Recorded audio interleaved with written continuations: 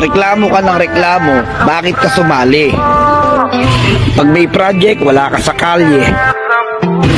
Pag may meeting, lagi ka naman busy. At pag nagkita tayo sa kalye, kamay ka ng kamay, long live ka ng long live, naka-FS ka pa, pero hindi ka naman pala aktibo. Matanong lang kita, Brad, bakit ka ba sumali? Ano bang dahilan mo? Kumpleto ka naman, Brad, malakas ka naman, at may kakayahan kang umaten ng mga proyekto.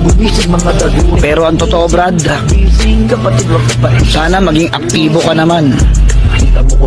Sana maalala mo yung mga salitang binitawan mo nang bago ka sumali sa ating kapatiran.